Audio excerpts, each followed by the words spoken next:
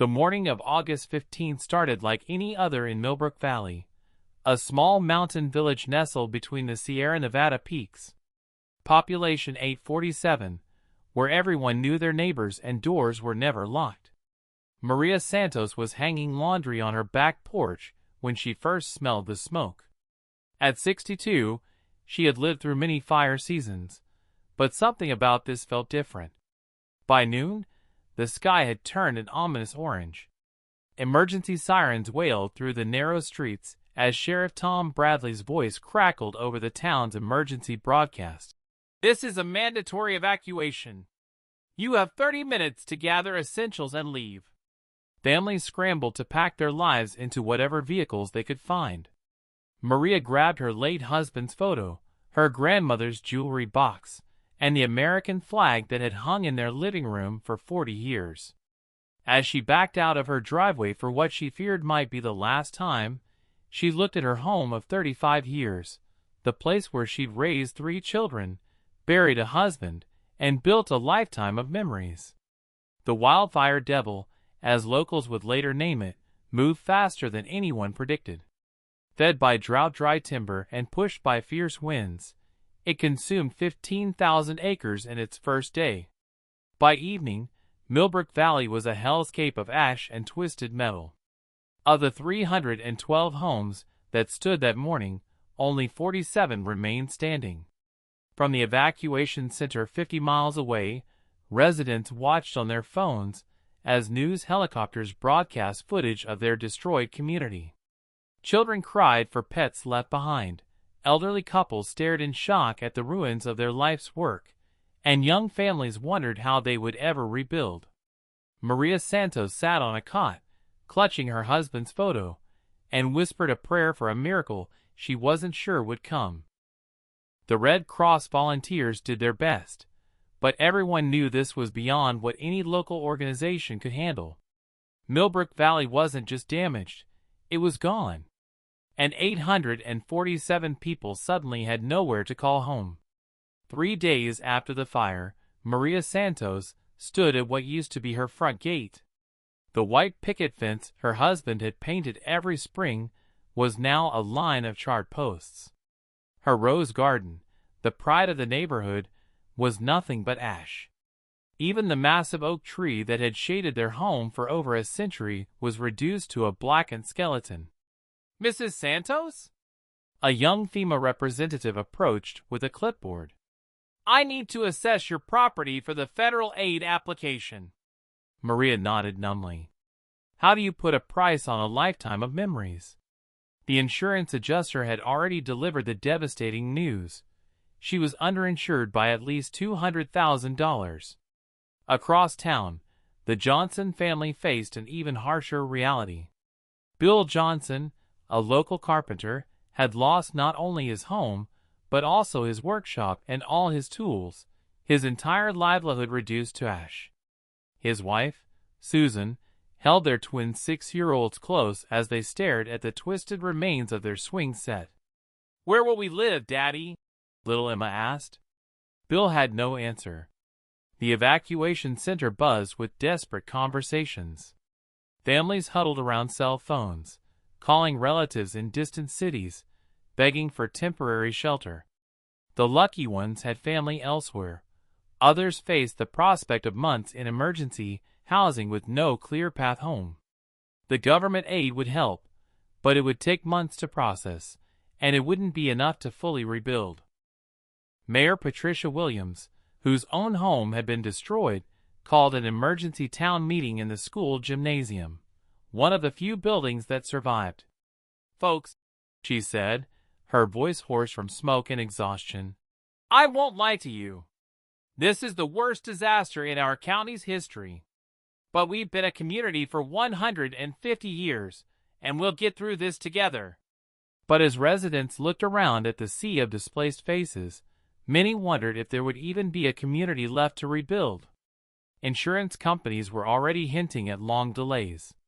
FEMA applications could take months. And without immediate help, people would scatter to find jobs and housing elsewhere. Millbrook Valley might become just another ghost town, a casualty of both fire and bureaucracy.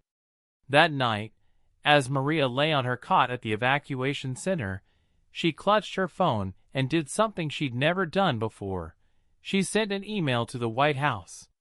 "Dear President Trump," Maria had written, her fingers trembling on her phone's keyboard at 2 a.m. "My name is Maria Santos, and my town is gone.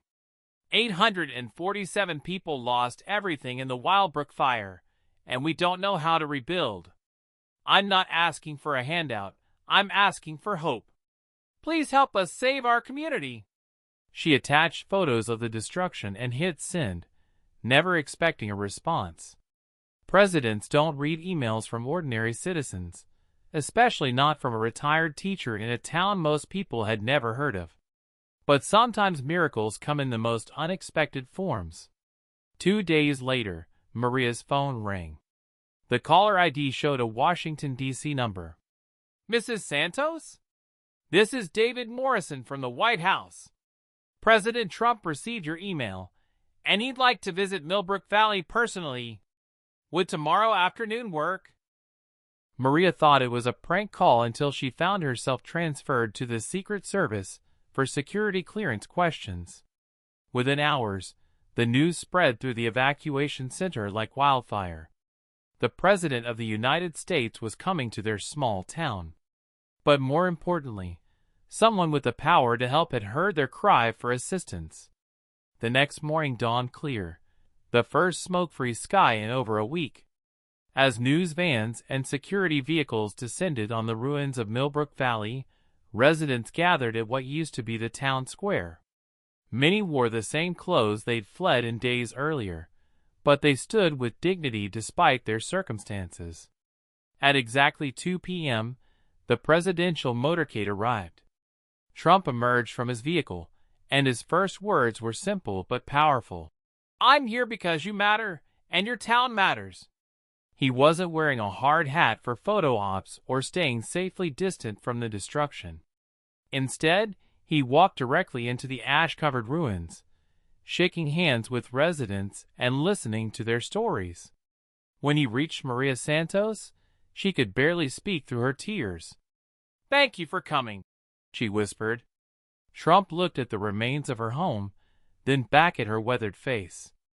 "Mrs. Santos, you wrote to me because you believe America doesn't abandon its own. You're right. We don't." The crowd of residents, many of whom had lost faith in institutions and government promises, found themselves believing again. Not because of political speeches, but because someone powerful enough to help had shown up when they needed it most. Standing in the center of what had been Millbrook Valley's main street, Trump addressed the crowd of displaced residents. Behind him stretched acre after acre of blackened devastation, but his words painted a picture of hope that seemed impossible just days before. "I've seen a lot of disasters," Trump said, his voice carrying across the silent crowd. "But I've never seen a community with more heart than yours. You're not just going to rebuild, you're going to build back better, stronger, and more beautiful than before." He paused, looking directly at faces marked by loss and exhaustion. "And you're not doing it alone." What happened next stunned everyone present.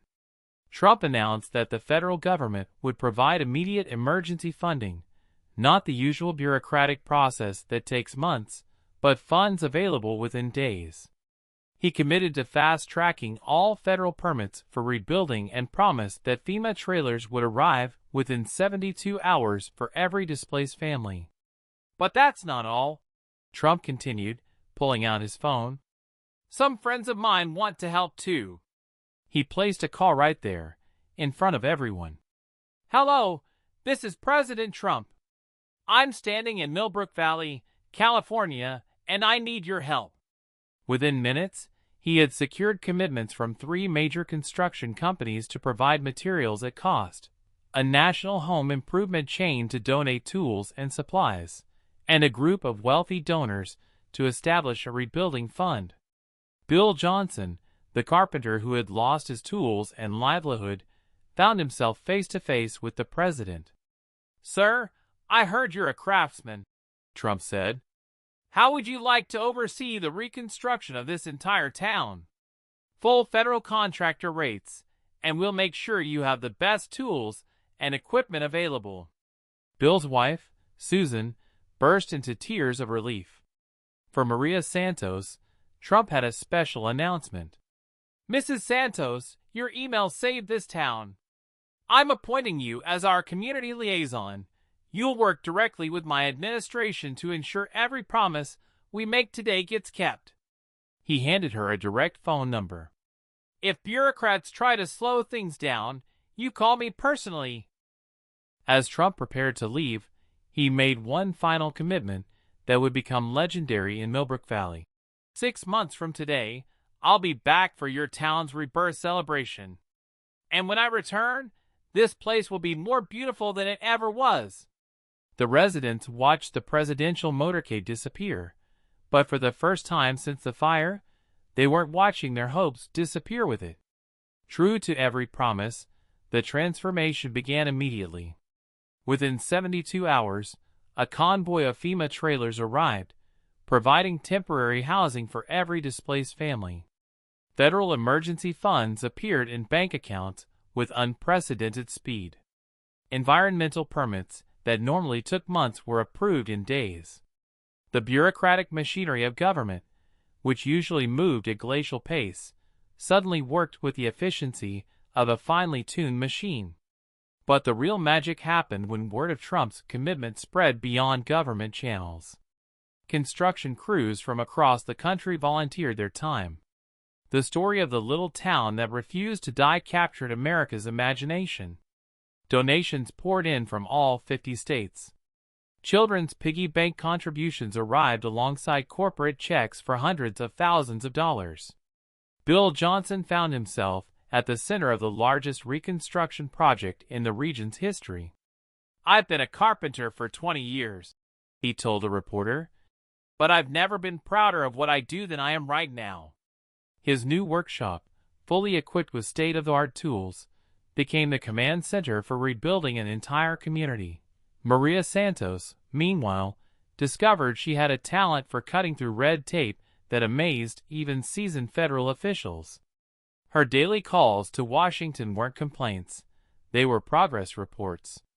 Mrs. Santos, one FEMA coordinator told her, you've gotten more done in 2 weeks than some communities accomplish in 2 years. The new Millbrook Valley began to rise from the ashes, but it was more than just rebuilding, it was reimagining. Solar panels appeared on every roof, funded by green energy grants. Underground utilities eliminated the fire risk from down power lines. Community gardens replaced some of the lost forest areas, creating defensible space while providing fresh food for residents. Most remarkably, the town's population actually grew. Young families, inspired by the story of community resilience, chose Millbrook Valley as their home. Retired couples from across California decided this was where they wanted to spend their golden years, in a place where neighbors still mattered and government could actually help when needed. As the 6-month anniversary of Trump's promise approached, Millbrook Valley looked nothing like the ash-covered wasteland he had first visited. It looked like hope given physical form. On a crisp February morning, exactly 6 months after President Trump's first visit, Millbrook Valley gleamed in the morning sun like a jewel set in the California mountains. Every home was not just rebuilt but improved. Streets were wider and safer. The new community center stood where the old general store had been, equipped with a full commercial kitchen and space for town meetings, celebrations, and emergency shelters if ever needed again. Maria Santos stood in her new kitchen, looking out at her rebuilt rose garden. The roses hadn't bloomed yet. It would take time for them to fully establish, but the young plants showed promising green growth. Her new home was smaller than the old one, but every detail reflected lessons learned from the fire. Fire-resistant materials, better evacuation routes, and a safe room that could shelter the whole neighborhood if necessary. "Are you ready for today?" her daughter Carmen asked. Carmen had moved back from Sacramento to help with the rebuilding effort and found herself falling in love with the new Millbrook Valley. "More than ready," Maria replied, adjusting the American flag pin on her jacket, a gift from the White House that she wore every day. The entire town buzzed with anticipation. Streets were lined with American flags and banners reading, "Welcome back, Mr. President," and "Promises kept." Children who had fled in terror 6 months ago now played safely in new parks built with federal grants and private donations. Bill Johnson put the finishing touches on a wooden podium he had crafted specially for the day. His construction company, yes, he now owned a construction company, had grown to employ 15 people. The carpenter who had lost everything now provided jobs for neighbors and families throughout the region. As the presidential motorcade appeared on the horizon, residents gathered in the new town square. But this wasn't the desperate, ash-covered crowd Trump had addressed 6 months earlier. These were people who had experienced the worst disaster imaginable and emerged stronger, more united, and more hopeful than ever before. When Trump stepped out of his vehicle, the transformation was so complete he paused in amazement. The ruins of despair had been replaced by a community that exemplified the very best of American resilience and ingenuity. "My fellow Americans," Trump began, his voice carrying easily across the newly constructed town square. "6 months ago, I stood in the ashes of tragedy. Today, I stand in the light of triumph." Behind him, the new Millbrook Valley stretched out like a testament to what could be accomplished when government, community, and individual determination worked together. The crowd, which now included not just original residents but new families drawn by the town's remarkable story, erupted in applause that echoed off the surrounding mountains. Maria Santos, standing in the front row wearing the community liaison badge Trump had given her, felt tears of joy streaming down her cheeks. "Mrs. Santos," Trump called out, "would you come up here?" As she approached the podium, the crowd's applause grew even louder. This woman, who had lost everything but refused to lose hope, had become the symbol of her community's resurrection. "Ladies and gentlemen, this is what courage looks like. This is what faith in America looks like." Maria took the microphone with hands that no longer trembled with uncertainty, but with excitement for the future. "6 months ago, I wrote an email asking for hope," she said, her voice strong and clear. "President Trump didn't just give us hope, he gave us proof that America keeps its promises to ordinary people who refuse to give up." Trump announced that Millbrook Valley would become a model for disaster recovery nationwide. The techniques, technologies, and community-building approaches pioneered here would be replicated in other disaster-struck communities. "You didn't just rebuild your town," he told the crowd. "You've shown America how to rise from any disaster stronger than before." But the day's most memorable moment came when 8-year-old Emma Johnson, the little girl who had asked her father where they would live, presented Trump with a drawing. It showed a town with colorful houses, smiling faces, and words written in careful crayon letters. "Thank you for bringing our home back." As the ceremony concluded, Trump walked through the streets of the new Millbrook Valley, visiting homes, meeting families, and marveling at gardens already beginning to bloom. In Maria Santos's yard, he knelt beside the young rose bushes. "These will be beautiful when they bloom," he said. "Just like this community." "They already are beautiful," Maria replied, looking not at the roses but at the children playing safely in the street, and neighbors helping neighbors, at a community that had learned the true meaning of resilience. "They already are." The story of Millbrook Valley became more than just a tale of disaster recovery. It became proof that when leadership meets courage, when government serves people instead of bureaucracy, and when communities refuse to surrender to despair, American dreams don't just survive, they flourish. As the presidential motorcade departed, residents didn't watch it disappear with sadness. They watched with gratitude, knowing they had witnessed something rare and precious, promises made, promises kept, and hope transformed into reality. The phoenix had indeed risen, more beautiful than ever before.